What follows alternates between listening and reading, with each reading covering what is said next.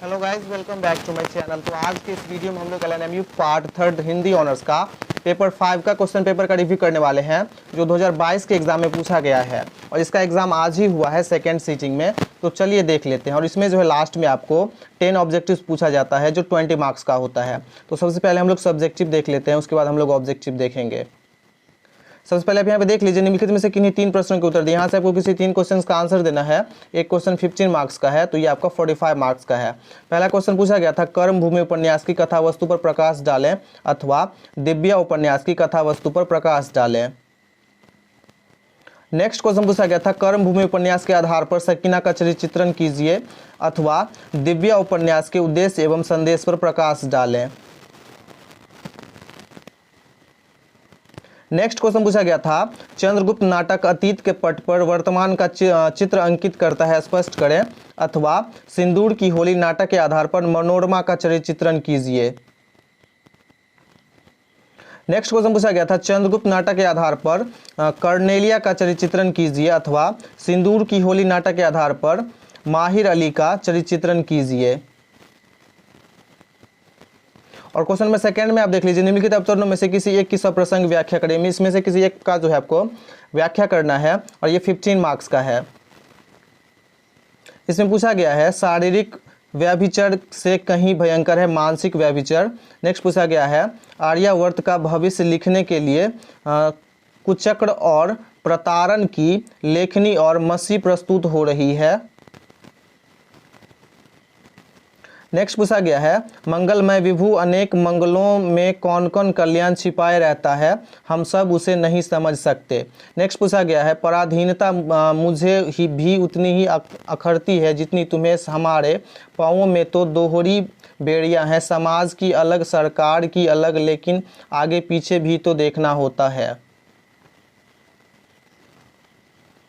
Next question पूछा गया है, निम्नलिखित में से किन्हीं 4 प्रश्नों का लघु उत्तर दे। इसमें से किसी 4 क्वेश्चन का जो आपको शॉर्ट आंसर्स लिखना है।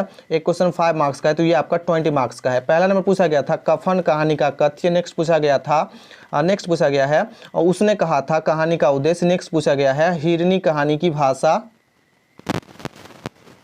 नेक्स्ट पूछा गया है, गुंडा कहानी में ननकू सिंह का चरित्र। नेक्स्ट पूछा गया है, सच का सौदा कहानी का वस्तु तत्व। नेक्स्ट पूछा गया है, इंस्टॉलमेंट कहानी का उद्देश्य। नेक्स्ट पूछा गया है, डाची कहानी का उद्देश्य। और नेक्स्ट पूछा गया है, विपथगा कहानी की भाषा। और यहाँ से जो आपका ऑब्जेक्टिव टाइप क्वेश्चन है, यहाँ से जो आपको 10 ऑब्जेक्टिव्स पूछा गया है, एक ऑब्जेक्टिव 2 मार्क्स का है, तो ये आपका 20 मार्क्स का है। पहला नंबर ऑब्जेक्टिव पूछा गया था, समरकांत किस उपन्यास का पात्र है, तो इसका आंसर हो जाएगा कर्मभूमि। नेक्स्ट पूछा गया है, कर्मभूमि उपन्यास का प्रकाशन वर्ष क्या है, तो इसका आंसर हो जाएगा 1932। नेक्स्ट पूछा गया है, 23 हिंदी कहानियाँ के संपादक कौन है, तो इसका आंसर हो जाएगा चंद्रगुप्त। नेक्स्ट पूछा गया है, वजीरा सिंह किस कहानी का पात्र है, तो इसका आंसर हो जाएगा उसने कहा था। नेक्स्ट पूछा गया है, उसने कहा था कहानी का प्रकाशन वर्ष क्या है, तो इसका आंसर हो जाएगा 1915। नेक्स्ट पूछा गया है, मकड़िल कहानी के कहानीकार का नाम लिखें, तो इसका आंसर हो जाएगा यशपाल। नेक्स्ट पूछा गया है, गदल कहानी के लेखक कौन है, तो इसका आंसर हो जाएगा रंगेय राघव। नेक्स्ट पूछा गया है, लैला की शादी के कहानीकार कौन है, तो इसका आंसर हो जाएगा राधा कृष्ण।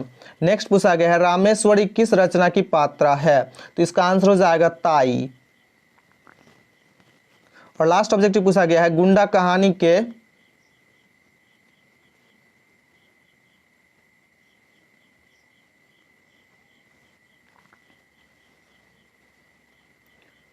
गुंडा कहानी के लेखक कौन है, तो इसका आंसर हो जाएगा जयशंकर प्रसाद।